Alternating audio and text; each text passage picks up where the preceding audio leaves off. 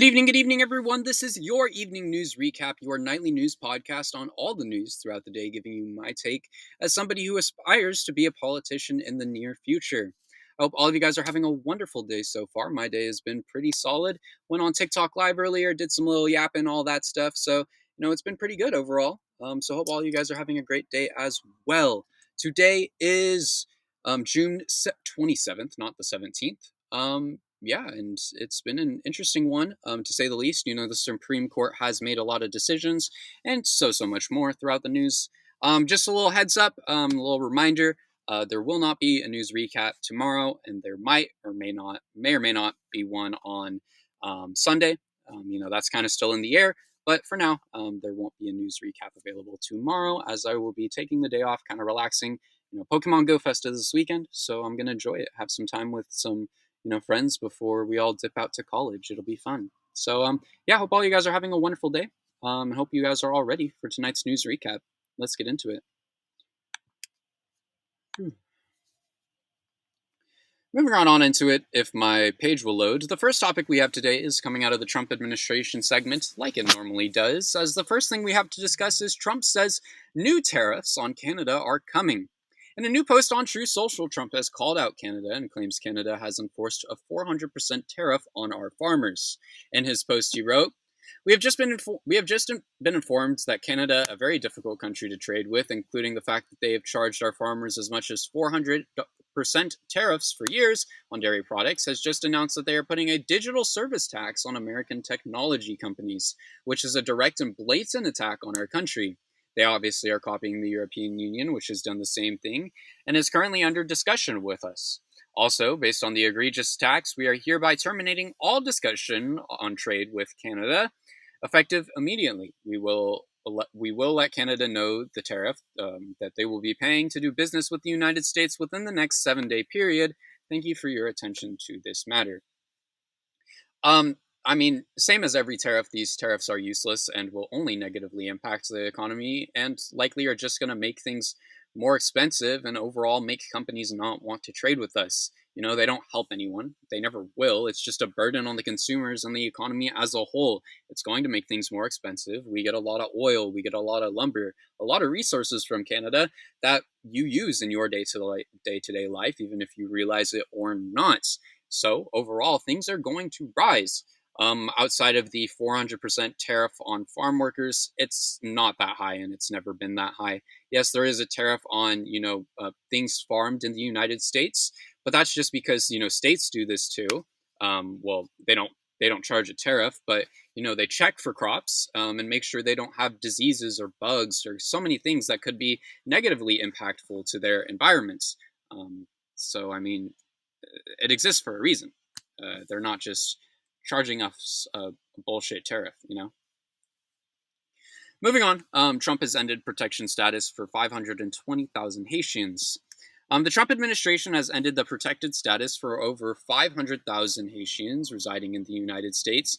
Homeland Security Secretary Kristi Noem stated that the designation will expire on August 3rd, 2025, with the termination taking effect on September 2nd, 2025. A DHS spokesperson said in a statement, this decision restores our integrity in our immigration system and ensures that temporary protective status is actually temporary.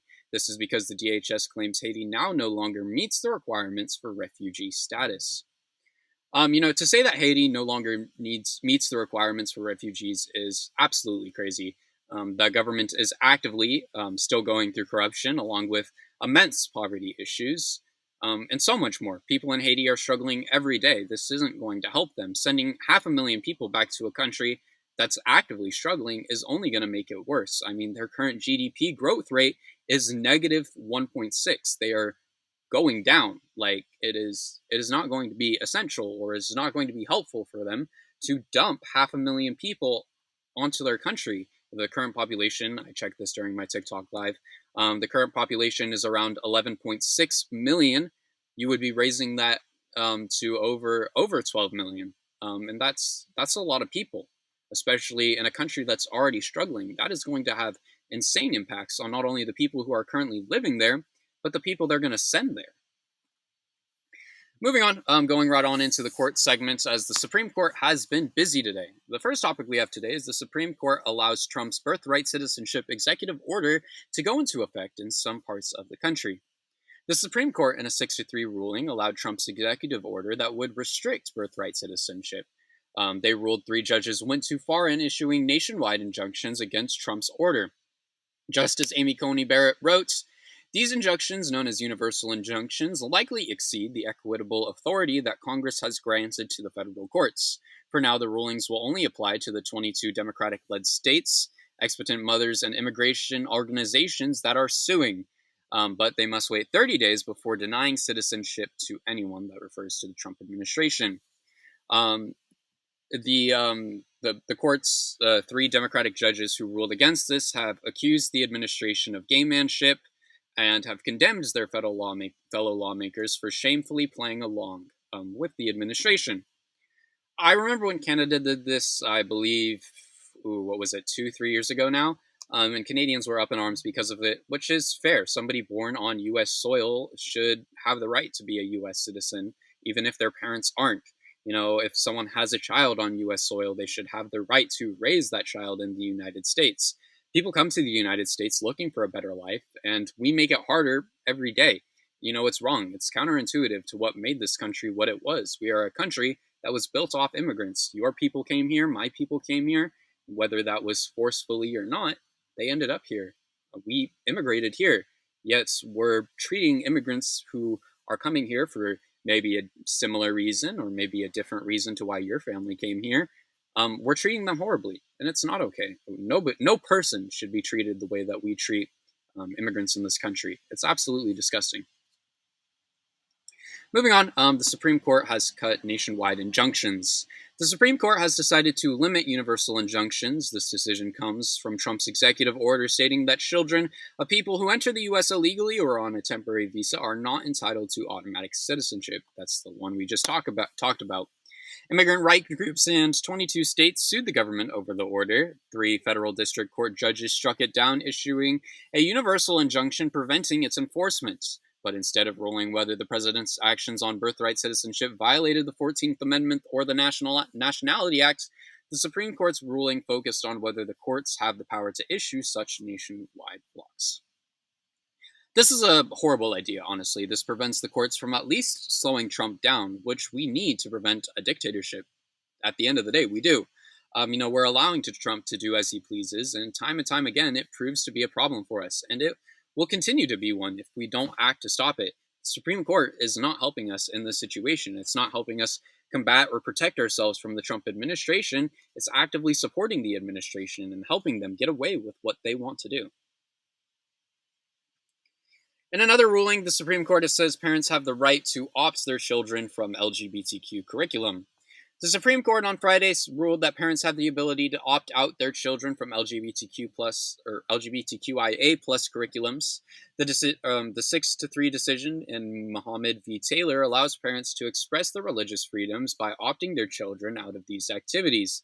Justice Samuel A. Alito Jr. emphasized that the Constitution protects the rights of parents to guide their children's religious development. He wrote in his ruling, "We have long recognized the rights of parents to direct religious upbringing of their children, and we have held those rights are that those rights are violated by the government policies that substantially interfere with the religious development of children." I honestly, I think this is stupid. It's going to make it harder for children to realize that it's okay to be who they are. I understand why parents are saying, "Oh, we don't want our kids to experience that. We don't want our kids to live through that. We disagree with it." But at the end of the day, this isn't necessary. I mean, honestly, I think it's just going to end up increasing bullying on the LGBTQ community, which is already having a lot and already experiences a lot, which will raise so many terrible things that have already, been known struggles within the LGBTQ community. These programs help, raise awareness, help teach people it's okay to be who they are, and, allowing parents to just opt their children out of it. We're limiting people from learning, about themselves, learning about the people around them, learning about, why people are who they are. It's counterintuitive. Moving right on into our other news segments, the first topic we have is Big Balls is back, working at Social Security. Of course, Big Balls did resign from Doge previously. I believe it was earlier this week. Big Balls is back with the Social Security Administration. Edward Coruscant, the 19-year-old who previously worked with Doge and Elon Musk, has joined the Social Security after leaving Doge earlier this week. Spokesperson for the SSA, Stephen McGraw, told Wired his work will be focused on improving the functionality of the Social Security website and advancing our mission of delivering more efficient services to the American people. What did I say? I knew Elon's golden boy would be back. I didn't think it would be within the government. I thought it would be something more related to Musk. But, this is definitely interesting for sure. It's definitely something. I wonder what his plans are. I wonder what he plans to do with the SSA. I wonder what he plans to do, with the website, all those kinds of things. You know, it's definitely interesting to see someone who is essentially my age be able to make it this far in government just because he changed his name to Big Balls on LinkedIn. But, it really says a lot about where we are in this country currently. In other news, Gavin Newsom has sued Fox News for $787 million. Gavin Newsom is suing Fox News for defamation in a new lawsuit.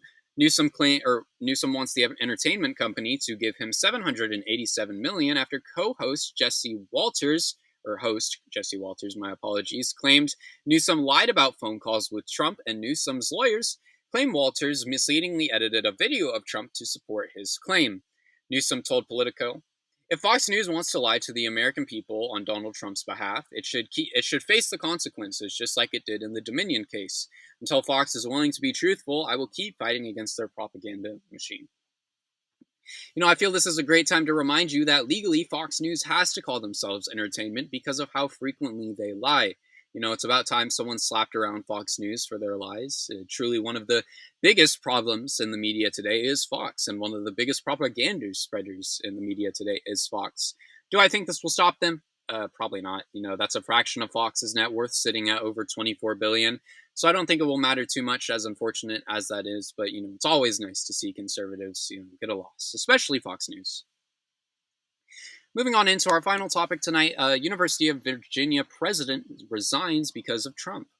On Friday, the president of the University of Virginia resigned due to the Trump administration's push to end DEI.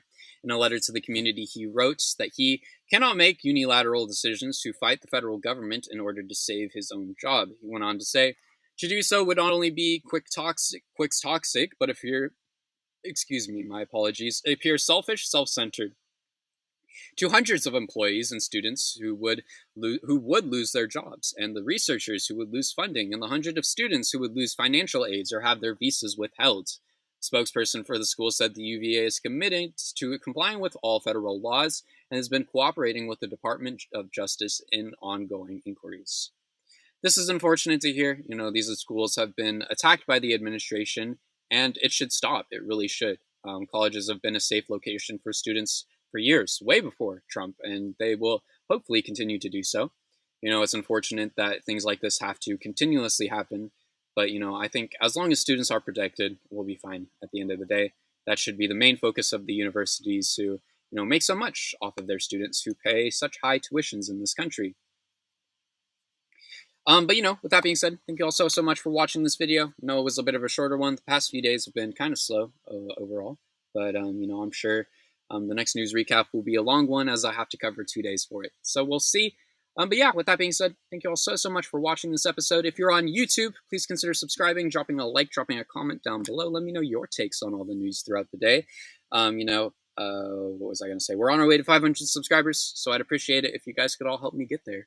If you're on Substack, please consider pledging your support. All funds go to me. They'll help me pay for the things that I'll need to pay for in college, like food, clothing, all that kind of stuff. But if not, you can always subscribe for free. I truly do appreciate all forms of support on this content. It means the world to me. Thank you all so much. And with that being said, thank you all for watching today's episode, and I will see you all in the next one.